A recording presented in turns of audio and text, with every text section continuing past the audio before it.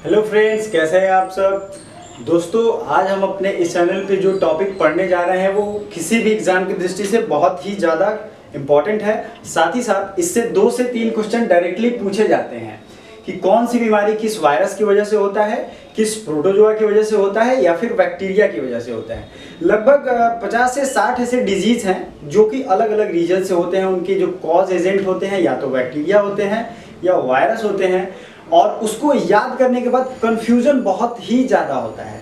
आपने 2-3 याद भी कर लिया तो वो कॉमन रहते हैं। जैसे आपको ये पता होगा कि मलेरिया प्रोटोजोआ से होता है, लेकिन रिया वाला लास्ट अगर डिप्थीरिया आ जाए तो फिर आप कंफ्यूज हो जाओगे। मेनिंजाइटिस और हेपेटाइटिस आ जाए तो आपको ये नहीं समझ में आएगा कि कौन सा वायरस से होगा, कौन सा बैक्टीरिया से होगा।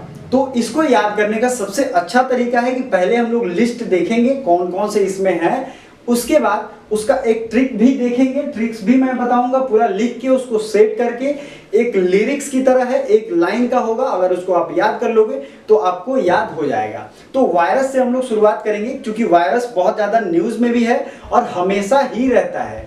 और दुनिया के जो खतरनाक बीमारी हैं वो वायरस की वजह से होते हैं। तो सबसे पहला इसमें जो है वायरस से बीमारी जो होता है वो है एड्स वायरस। एड्स का फुल फॉर्म आपको पता होगा, एक्वायर्ड इम्यूनो डिफिशियंसी सिंड्रोम। ये कहीं भी आपको मिल जाएगा, अगर नहीं पता है तो आप नोट कर सकते हैं, acquired immuno deficiency syndrome. Google पे भी सर्च करके आप डिटेल देख सकते हो। ये वायरस की वजह से होता है। अगला है डेंगू। डेंगू फीवर जो है ये भी वायरस से होता है। इसका जो कैरियर होता है वो फीमेल मॉस्किटो होती है, ठीक है, लेकिन मॉस्किटो फैलाता है। लेकिन इसका जो कॉजिंग एजेंट है, मॉस्किटो किस चीज को लेके कैरी करती है, तो वो है वायरस, ठीक है। नेक्स्ट है पोलियो।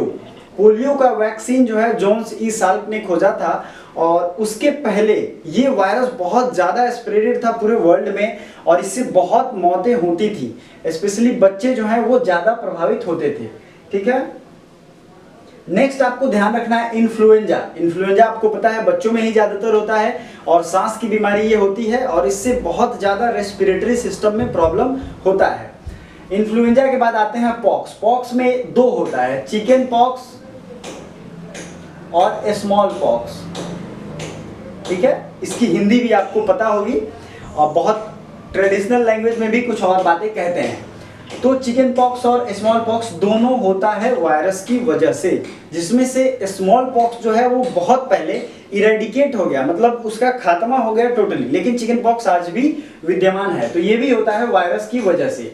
अगला है ग्वाइटर। ग्वाइटर जो गले की बीमारी होती है, खासकर जब पुराने लोग आयोडीन या नमक का सेवन कम करते थे तो नमक नहीं खाने की वजह से वो बीमारी होती थी। और उसकी हिंदी अगर देखें तो ये है गलगंड। इसको हिंदी में थोड़ा इस तरीके से कहते हैं गलगंड, लेकिन आपको क्या याद रखना है, इंग्लिश में ग्वाइटर आयोडीन की कमी से, और गलगंड इसका नाम है।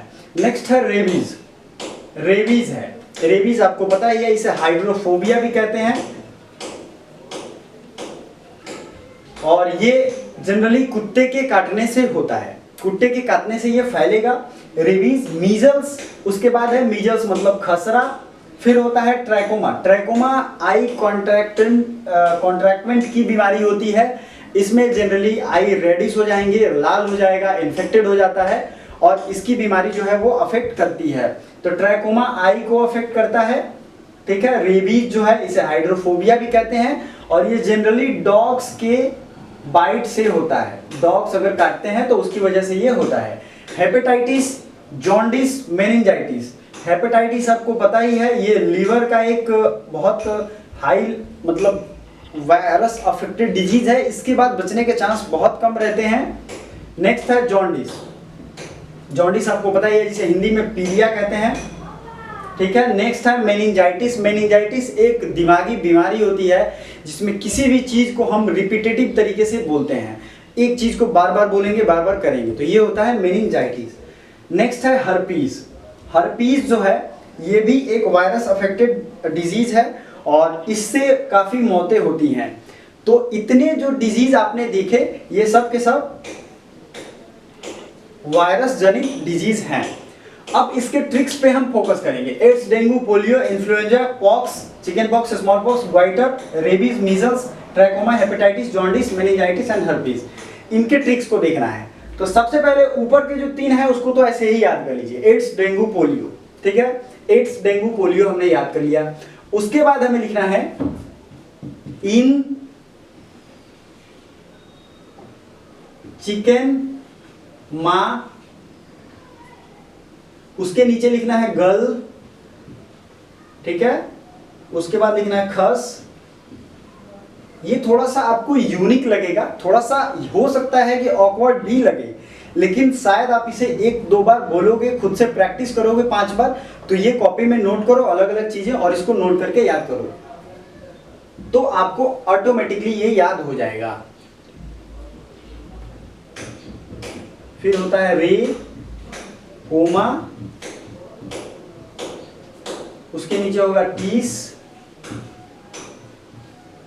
उसके आगे होगा हर्पी। अब देखिए एड्स, डेंगू, पोलियो तो आपने याद कर लिया, ये वायरस के ट्रिक है, ठीक है। इनसे क्या हो गया, तो हो गया इन्फ्लुएंजा। क्या हो गया, इन्फ्लुएंजा। उसके बाद आता है चिकन पॉक्स, और क्या आता है, चिकन पॉक्स और स्मॉल पॉक्स। तो यहां मैंने मेंशन किया है चिकन, तो इससे हो गया चिकन पॉक्स और स्मॉल पॉक्स। फिर जो है गल से क्या आपको यहां दिख रहा है, गलगंड या ग्वाइटर। तो गल को आपने गलगंड लिख दिया तो भी हो गया, मैंने यहां सिंपल में यहां नोट कर देता हूं गलगंड, या फिर इसको आपने ग्वाइटर, ग्वाइटर की हिंदी हो जाती है गलगंड। इंचेकुमा, मां से क्या याद आता है, ये छोटी माता होती है दरअसल और बड़ी माता। अगर ट्रेडिशनल लैंग्वेज में मैं बात करूं तो इसका कॉन्सेप्ट यहां से है। तो चिकन पॉक्स या स्मॉल पॉक्स दोनों के लिए यहां मैंने मेंशन किया है। गलगंड हो गया, खस से हो गया खसरा, रे से हो गया रेबीज, कोमा से हो गया ट्रैकोमा,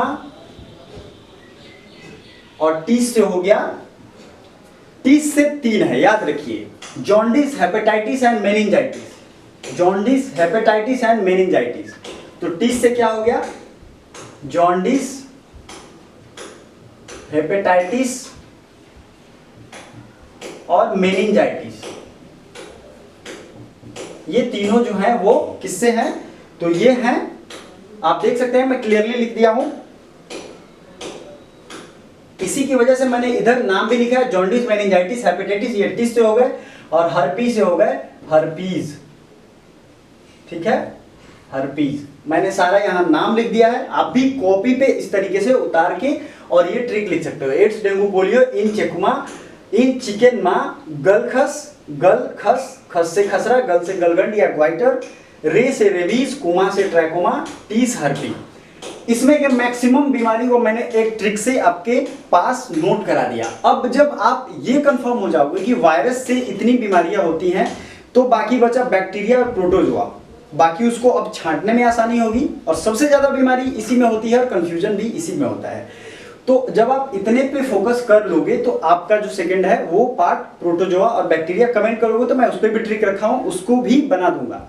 सेकंड चीज मैं एक और कहना चाहूंगा, आपका सबसे ज्यादा फोकस इस चीज पे होना चाहिए कि हर चीज को टाइमली खत्म करें, सिलेबस खत्म करें, और एक जो है मोटिवेशनल सेशन मैं जल्द लेके आ रहा हूं, घबराइए मत। उसमें कैसे पढ़ना है, अपने आप को कैसे मोटिवेटेड रखना है, सेल्फ मोटिवेशन के लिए क्या करना है वो भी मिलेगा।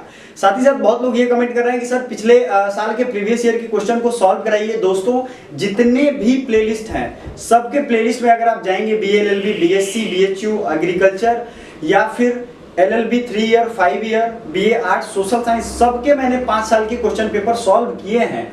अगर आप उसमें भी जाके देखोगे तो 2 से 3 क्वेश्चन हर साल आए हुए हैं, और ये इतना ज्यादा इजी है पढ़ना कि आपको समझ में आएगा कितना ज्यादा बेनिफिट है। आप मुझे कमेंट करके बताओ कि अगला टॉपिक कौन सा है जिस पे आपको वीडियो चाहिए, आपको समझना है, अंडरस्टैंडिंग आपकी क्लियर नहीं है। और आई होप ये ट्रिक आपको अच्छा लगा होगा।